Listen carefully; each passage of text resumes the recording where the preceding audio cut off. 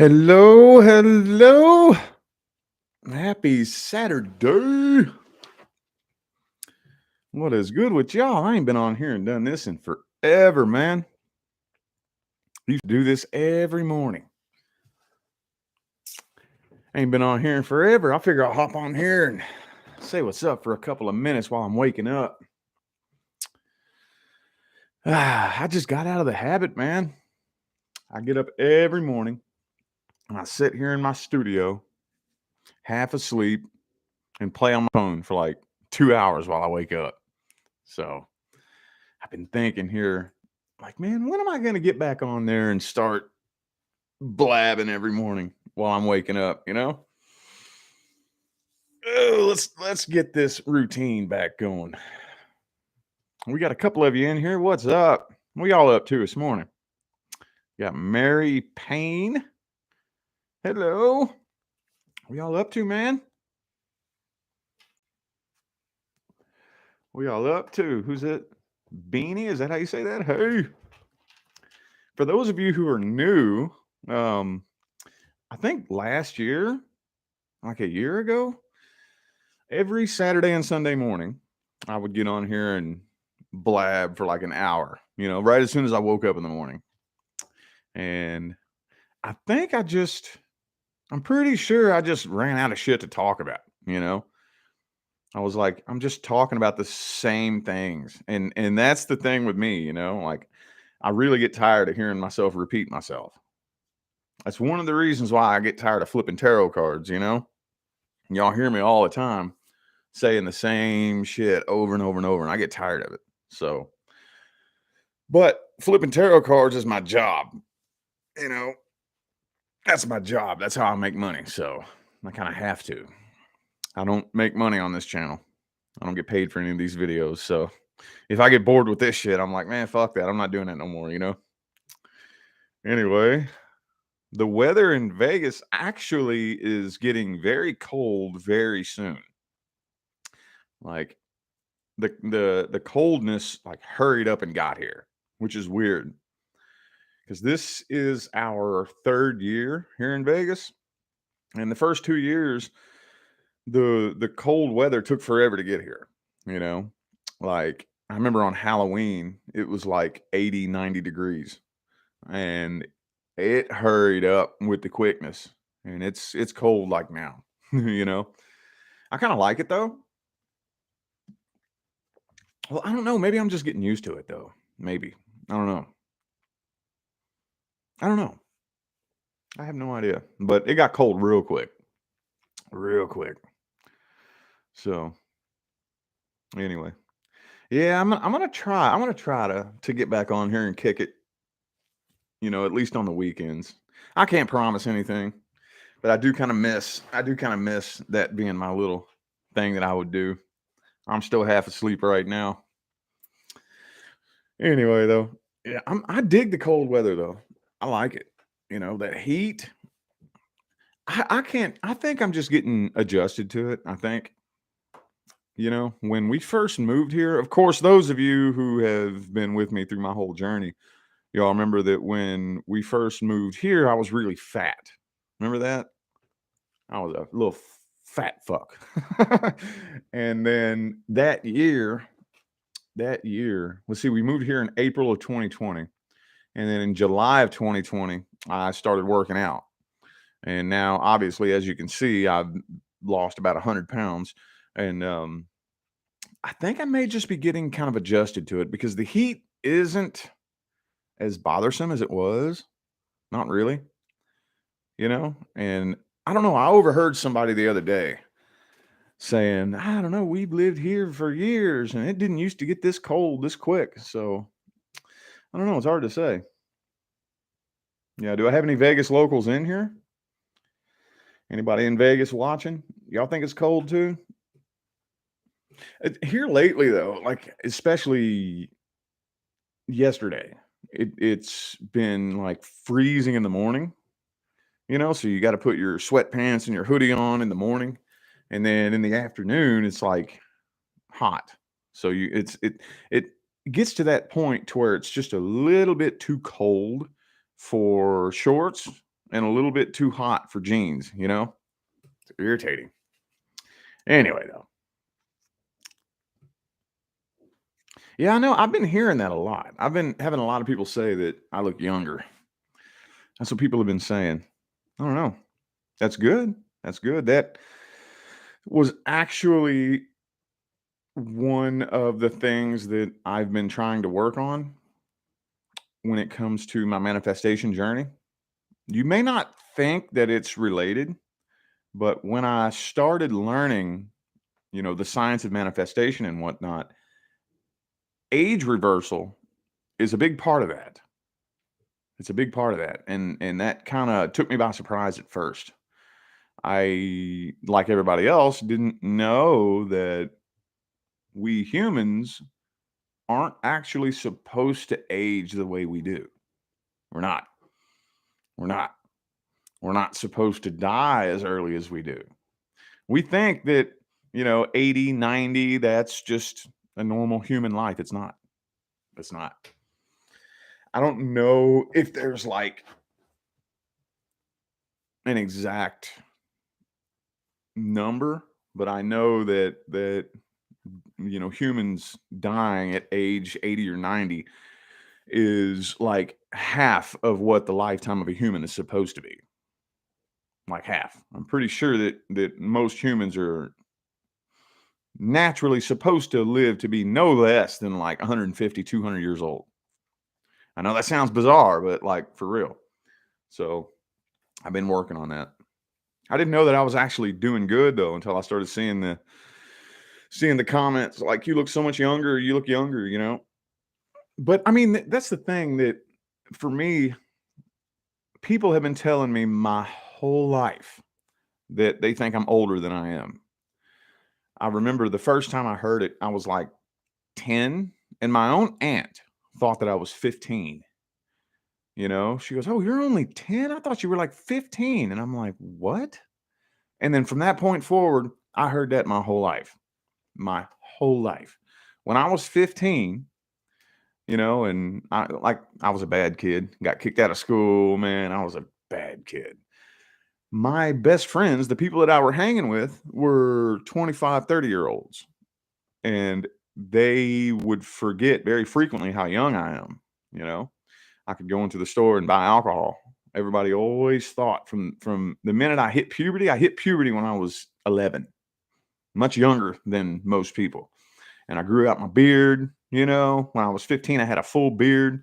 Everybody just always thought that I was older than I was. So I kind of got used to that, and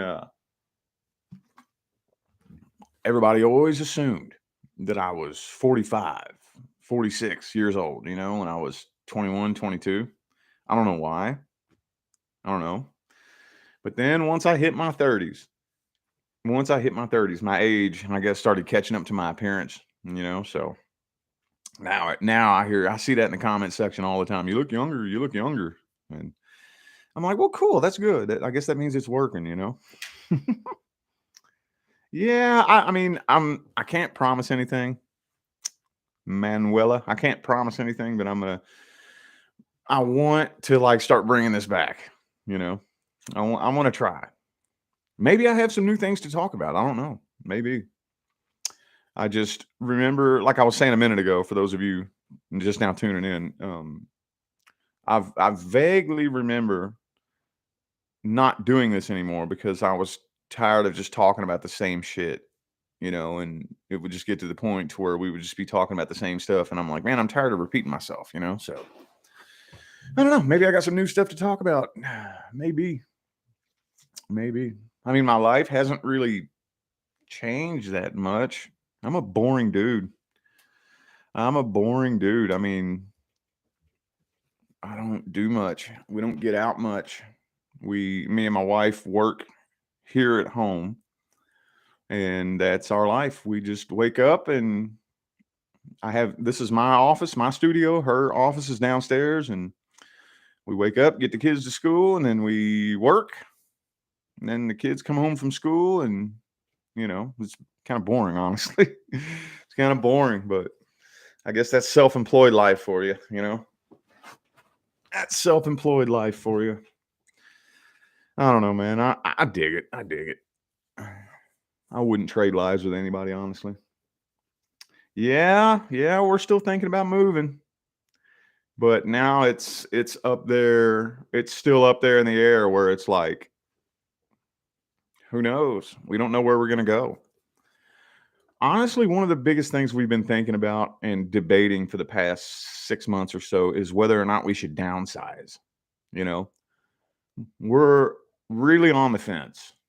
We're really on the fence because we had to learn a lesson the hard way, you know, that material things, material things don't make you happy. We had to learn that the hard way. You know, you hear people say that. You always hear people say that, but I think that most people don't really believe that deep down in their soul. You know, I just have this funny feeling that you say it, you mouth the words because it sounds good, but deep down in your soul, most people I don't really think fully understand that and believe it. And we've had to learn that the hard way. You know, it's like we got so much shit. It's like, what the hell are we gonna do with all this shit? You know? When we first moved into this house, like to us and to me, this house was enormous. Like I remember, we're like, dude, this house is so big. What are we gonna do with all these rooms? Because we got 7 bedrooms, you know? Seven. Seven. And now that we've been here for 2.5 years, it doesn't feel big. It just feels like a normal house. Nothing, And we're thinking, do we want all this shit? Do we want this? Do we want to get another 2-story house? We want to get another house with a bunch of fucking bedrooms, or do we want to just get a small little house and sell our shit? If we didn't have the kids, I'm gonna tell you right now what we'd be doing if we didn't have the kids. We get an RV. Yep. We were strongly debating, and the only thing that was holding us back was the fact that we have kids and they're in school and stuff. But we were really, and I still would love to just fucking buy an RV, get rid of all this shit, and fucking travel. That'd be awesome, dude. That would be awesome. Get an RV with like Wi-Fi in it or something, and I could set me up a little space in there somewhere where I could just flip my tarot cards and we just travel, dude. So yeah, to answer the question, we're still thinking about moving, but we don't have anything written in stone yet. We do not. So I don't know. I don't even know. And again, we're still like debating on whether or not we even want to, because at the end of the day, like, what are we moving for? Moving for what? Just because we both spent most of our lives very unstable and we're used to it, That's one thing that me and Leah have in common is that, we were very, very unstable throughout our 20s pretty much. And this is her last year in her 20s. And matter of fact, in a little bit less than a month, she'll be turning 30. But, we were very unstable. Never stayed in one place for too long. And this, I think for me and her, is the most stable that either of us have been in our adult lives, and it's kind of weird and it gets boring. you know. We were like, man, I'm just tired of moving around all the time. I want to get stable and settle down in one place. And then we did. And now we're like, okay, we're bored. I don't know, man. It's kind of weird. Kind of weird. Yeah, that's another thing that I've heard for many, many years. Something about my voice. People have been saying that for ever since I hit puberty. My voice changed. Of course, this microphone might be helping that out a little bit too. So, anyway, anywho, yeah, man, I think it would be so cool. I think it would be so cool. Getting like an RV, and I don't know though. I do love my car. I do love that though. I can't lie. I love my car. Of all the material shit that we've acquired that is meaningless, that we would just get rid of, one thing I don't want to part with is my car, man. My car is my baby.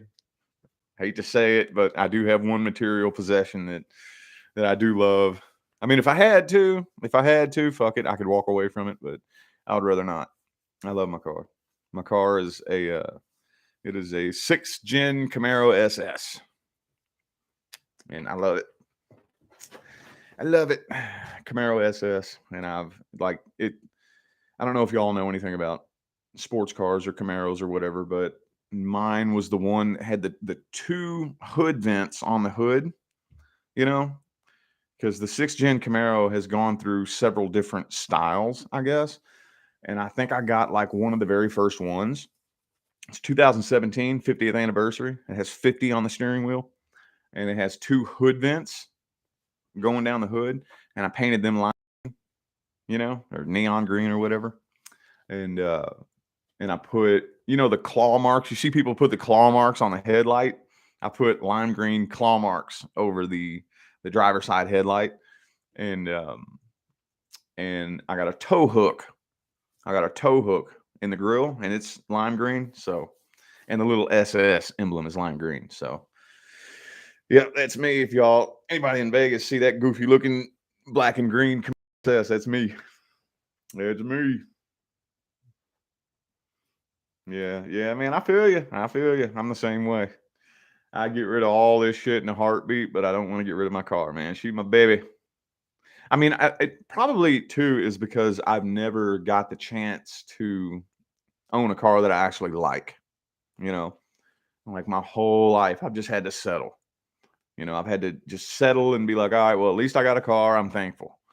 And when I was like in my 20s and whatnot, I would get a car that I didn't fucking want, and I would try really hard to like soup it up and make it fast and race it, and it was cars that are not meant to be raced. So I just kind of looked stupid. I'd put an exhaust on it and try to put like an intake on it and try to put some little things under the hood that could, make it race. And I found out that there are actually lots of cars out there that are not designed for racing that can be pretty quick if you know how to drive. But anyway, point of it is this was the first time I was ever actually able to say, I want that car and then go buy it. I've never been able to do that, So, and my car now is, and that's the funny thing, because back in the day, I loved racing, and I was always trying to make cars that were not designed for racing fast. Now I don't give a shit about racing, and I have a car that was designed for racing.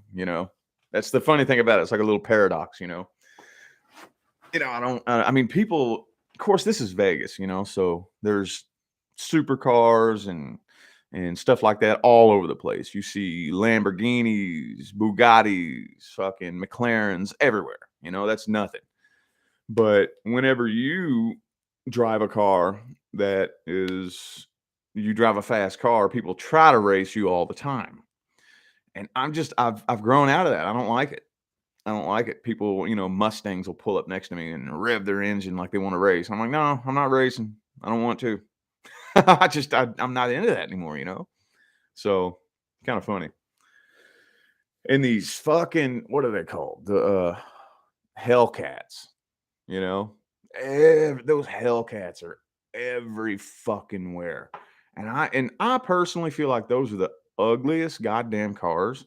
They're fast. I think that's pretty much like one of the fastest cars that's, available to the public, but I think they are the ugliest damn things. But everybody buys them just because they're so fast, and they always try to race you. I'm like, I'm not racing. I didn't buy this car to be fast. That's not why I bought it. I bought it because it looks good, and I put an exhaust on it so it sounds good. So it looks mean and it sounds mean, and it's fast if I need it to be, like if for whatever reason I need to punch the gas and go fast for whatever reason, need to pull out into traffic or something. It's pretty quick. It is quick, and it still kind of scares me a little bit, but I didn't buy it to race it, I don't know. Yeah, they got the Hellcats and the Scat Packs. They're the Dodge Chargers and the Dodge Challengers. You've probably seen them. I would be very surprised if you haven't seen one. I don't know. At least here in Vegas, they are every fucking where. The Challengers and the Chargers. And I just think they're fucking ugly, dude. They're ugly. They're weird looking.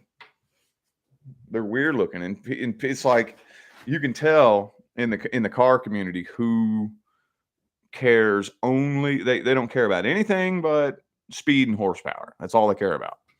It's like you would buy that ugly ass thing just because it's fast. I would rather have a beautiful car that looks good and sounds good that is slow and has no horsepower than buy something ugly just because it's fast, you know? So and a lot of people buy those Teslas because they're so fast, you know? That was actually my worst fear. I was talking about this, a few months ago. My worst fear was that we were going to be forced to buy all electric cars, and I would never be able to buy my dream car. And I was finally able to buy my dream car, man. Anyway, yeah, the Hellcats and the Scat Packs. Everybody always buys those because they're so fast. I don't know, man. I just think they're ugly as fuck. I don't want a fucking Tesla either, man. I don't. Everybody, and I heard a beautiful analogy. I didn't know how to put it into words because everybody's like, well, those are the fastest cars on the road. And I couldn't put into words exactly my feelings about that. And then I heard somebody say the perfect fucking example. Like comparing like a Tesla to my car just because it's fast is like comparing a microwave to a barbecue grill. It's like, yeah, a microwave can cook food faster, but do you want a microwave hamburger? No, you don't. And I was like, dude, that's fucking perfect right there. Perfect. And then that's exactly what it is. Comparing like a Tesla to a Mustang or a Camaro just because it's faster is like comparing a fucking microwave to a barbecue grill. It's like that takes away. I don't know how to explain it. It takes away all the beauty of being a car person. It just takes the beauty away from it because it's an electric motor. You can put an electric motor. You could probably figure out how to put electric motors on airplanes, and you could fly from the US to China in a half hour. You know what I'm saying? I don't know. To me, that's the minute we're all forced to buy all electric cars, I don't foresee cars being a hobby. Not really. I don't foresee it. I don't know how to explain it. But anywho, yeah, we wanted a Kia Soul. Well, not me and Leah, but years and years ago, my first wife wanted to get a Kia Soul. We never did though. Anyway, I'm very happy with my car. I'm very happy with it. And here's another thing too. Have you all done the research on how much worse for the environment electric cars are? It's worse for the environment. You're not doing the environment a service by buying an electric car. Like the lithium they have to mine for the batteries, and charging the cars. Where does the electricity come from? Where's it come from? You have to burn fossil fuels for the electricity. Like if you were to take every gas powered vehicle off the road right now and give everybody electric cars worldwide, we would be burning like 3 times more fossil fuels just to mine all that shit and charge them electrically. If you do the research, I'm like, what the fuck? I heard. Now I don't want to travel too far down this path, but I heard a person who is a member of the truth community, and I believe it. They said the only reason they want you to have electric cars is so they can turn them off. That's the only reason. That's the only fucking reason. It's not better for the environment, and they know this. It's not better for the damn environment. They want you to have electric cars so they can turn them off when they want. They can't turn your gas-powered car off, but they can turn off an electric car. Oh, what you posted on social media was deemed misinformation and hate speech, so you're not allowed to use your car for 2 days, you know? That's their goal. That's what they're trying to do. Mhm. Oh, it sure is. I'm not gonna I'm not gonna be too flirty with those subjects. I think that now we are much more free to say more than we were a couple of years ago, but yeah. Y'all get it. Y'all get it. Anyway, though. I mean, they try to make it make sense, you know? It's better for the environment. And it's like, no, the fuck it's not. No, it's not at all. It's worse for the environment. It's worse. Mining all that lithium, and the electricity that it takes to charge the damn car. Where's the electricity come from? Where's it come from? Think about it. Where does all of your electricity come from? They have to burn fossil fuels to produce the electricity. It's just like so stupid. I heard another. I think it was it Dan Pena? I think it was him. It might have been him. I don't. So don't quote me on who said this. But when they were asking, what about the climate crisis? And he said something to the effect of, if there was okay, so the theory is that with the climate crisis that's going on in like 10, 20, 30 years, a whole like all of the bottom end of America is going to be underwater, right? That the water level is going to rise up to the point to where half of America is underwater. That's the theory. That's what they're saying, right? Well, then why are all these banks buying properties on the beach? Why are they doing that? Why are they investing millions and millions and millions of dollars on properties that are on the beach if it's going to be underwater in the next 10, 20 years? They wouldn't. They wouldn't. It's bullshit. It's bullshit. You know what I'm saying? Like, think about that. If the whole bottom half of America was really going to be underwater in 10 years, nobody would be investing in properties on the beach. Why would they do that? Like, why would I invest in something right now that's just going to be demolished in 10 years, I was like, okay. Anyway, though, again, we're getting flirty with some shit that I may or may not be needing to get flirty with, but anywho, anywho, what are y'all up to today, man? I can't promise I'm going to be on here for a full hour. I might. I don't know. I don't know. I might. Yeah, yeah. I see people are waking up now, aren't they? Waking up now. It's beautiful to see. Hmm. It's beautiful to see. And, they say that the majority of the reason why that we're going through all the shit we've been going through is to wake people up, and everybody's waking up. I don't know, man. You hear all these mixed opinions on it, because some people say nobody's waking up. And I'm like, I'm seeing everybody wake up. I am. I'm seeing most people wake up. Of course, there's going to be some sleepy sheepies out there, but don't focus on them. Don't focus all your energy on the people who are asleep.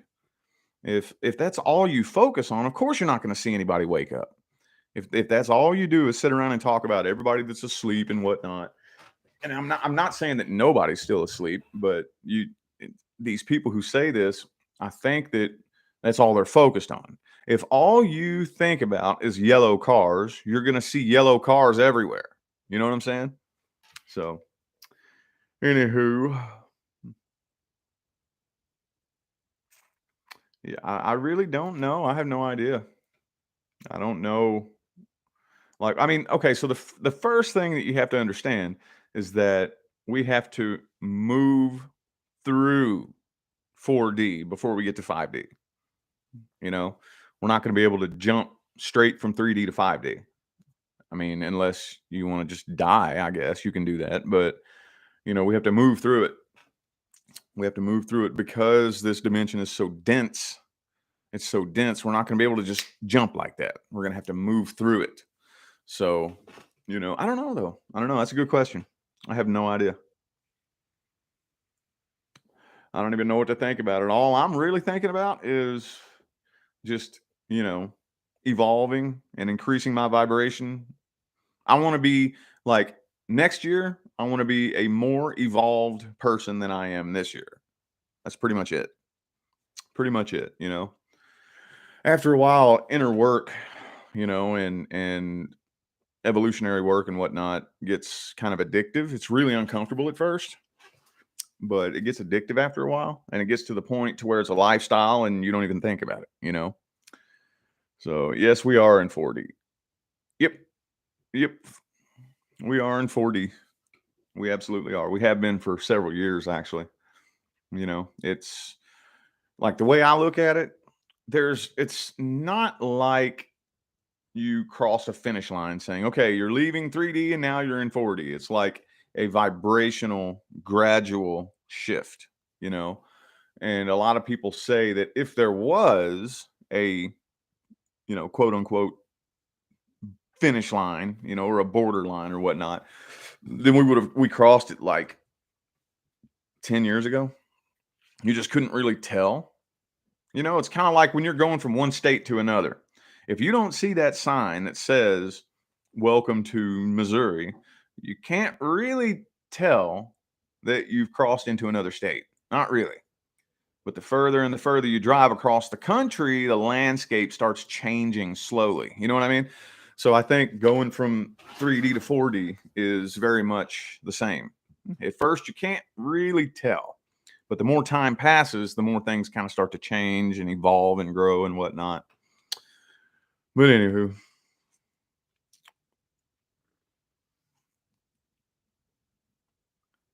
oh, that's cool. You wore my hoodie. Right on. Right on. I've been wondering. The people that bought those shirts and stuff still wear them. I've never seen one. I've never seen one in person. That'd be kind of cool, I guess. If I was walking around the strip and I saw somebody wearing one of my shirts. That'd be cool. Most people don't really approach me in real life. It happens from time to time. But for the most part, people point and stare at me, you know? And then I'll see it in my comments or whatnot. Oh, I saw you downtown. I was too afraid to come talk to you. And it's like, why, dude? Why? Why is everybody still afraid to come talk to me? I don't know, man. I don't know. I see it in my comments all the time. Oh, I saw you in Walmart, or I saw you downtown on the strip and I was too afraid to come say hi. And I've really been working on my social skills. I'm like not a social person at all. I've been working on it and I think I've gotten better. I think I have. I feel like I have. Of course, the new podcast I started, that has really, really helped. That has really helped. That Oh, I've been because okay, for those of you who heard me tell the story of how I got into reading tarot, I'm not going to go into that story, but starting this new podcast was very similar to that because I started having the feeling. At first I started thinking to myself, I wonder what would happen if I put a couple of tarot card reading videos on my channel. And I'd be like, nah, I can't do that. No, I can't do that. That'd be embarrassing. That'd make me look so stupid. And then, but I wonder what would happen. Nah, I can't do that. And I had that mental battle for months. Well, it's the same feeling that I had with this podcast. But I've been putting it off for way longer. For like the past 2 years, I've been having this feeling you need to start some kind of podcast or some kind of show where you're interviewing people and connecting with people. And I'd be like, nah, I don't want to do that. I don't want to do that, man. I don't do good talking to people. I just don't. I don't. I'm very antisocial. I'm a big time introvert in real life. In real life, I'm an introvert. I'm very quiet. I'm very reserved. I don't talk a lot, and I'm to myself. and I'm like a homebody, So I don't know what it was. That calling just kept getting louder and louder and louder. And I was like, man, I cannot get this urge to shut the hell up. So I went ahead and started the podcast. And at first, and I mean, still kind of, it's not even a month old yet, you know, but it was nerve wracking, dude. Talking to people I don't know, so nerve wracking. So nerve wracking. Now it's starting to get a little bit easier. Well, actually, the other day I recorded 3 different interviews, so I'm putting one a day on there. And yesterday, the interview that I recorded, I noticed I'm like, this isn't feeling as uncomfortable as it was. So anyway, I've been working on my social skills, and I feel like the new podcast that I started is really helping me to, you know, step even further out of my comfort zone and make a lot of progress as far as that goes. But anyway, I don't even remember what the hell I was talking about. I'm still half asleep, y'all. Still half asleep. Anyway, so what y'all up to? Y'all gonna do anything fun? I don't want to do anything. I want to just sit at home, and I don't know how much work I have today. Hang on a second. Oh, hold up.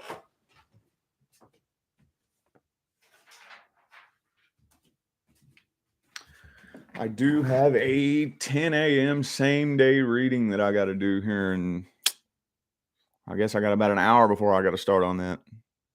Okay. So anyway, sorry y'all. I'm still looking around trying to figure out my day and how many readings I have to do and all that good stuff. For those of you who don't know, my wife runs the business.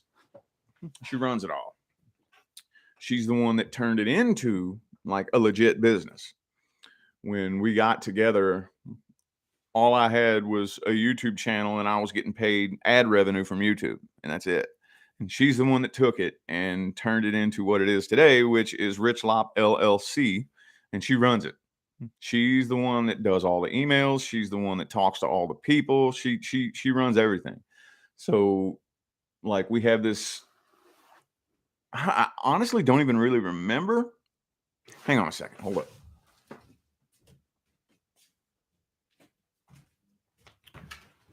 I don't really remember what I think. I have 3 options of readings. There's like a 24-hour, we call it same day because you get it within 24 hours. And there's a 48-hour and a 72-hour, and depending on which one you get, like if you get the same day, I have to get it to you within 24 hours of the time the payment is posted, or 24 hours of when you give me all your information, you know, and she has it all. I have a little thing hanging on the wall where I guess a little cabinet where you put papers in it, and she just organizes it all for me. And there's one that says due today, due tomorrow, and due the following day, and I have to just whichever one I go grab it, and it has a time on it, so I have to get it done and sent to the person by that time. So typically, I'll do it about 1 hour before that time, because my readings don't have a time limit, but it's very rare that they run longer than an hour. Very rare. It happens sometimes, you know. So for the most part, like if you say, for example, you bought a 48-hour reading and you made the payment and you gave me all your information at 10 a.m. So that means 2 days later at 9 a.m., I sit down and I start doing it, you know. And typically they usually take somewhere between 30 and 45 minutes, give or take. And then, I send it to you. And anyway, she's the one that schedules all that. So I never know what I have to do until the day of, I have no idea. I don't pay attention to payments that come in. I have no idea. I don't know. So I know that I do have one that here in about an hour I got to get on and start doing. And I see some papers in the thing up there.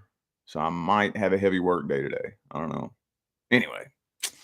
Anyway, y'all just getting some behind the scenes sneak peeks at, what it's really like to be my boring ass. It's nothing fancy. It's nothing special. Anyway, though. Anywho. Yeah. Yeah. Oh, yes. I said the same thing. Yep. Yep. There's definitely a woman behind me making it all happen. Oh, yeah. There's no way I would. None of this would have happened by myself.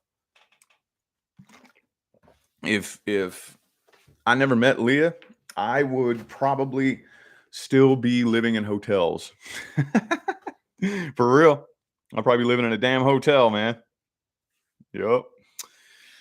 Anyway, I mean, there's there are some things about that lifestyle that I kind of look back on and I'm fond of those memories, I don't know. There's something liberating and fun about just not being tied down to any place or anything, Live in a hotel and it's like, well, if I want, I can just go to this city and stay there, It's kind of liberating. I do kind of miss it in a way,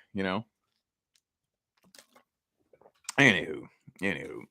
Yeah, and actually she has expanded, the business, and she's making money now. She's doing her own thing where she is an advisor for a company that will get you your own Amazon store. Pretty fucking cool, dude. Like that's what she's doing. She she's an advisor for the company, but what this company does is they will get you your own Amazon store and do all the work for you. Oh yeah. I mean, the store is yours, and they're the ones that go find all the products. They sell all the products for you, and then you get paid for it. It's passive income, So it's pretty sweet. And she's the advisor for that company. Well, not the advisor, but she's one of them. So she makes commissions when somebody buys an Amazon store, and they're not little investments at all.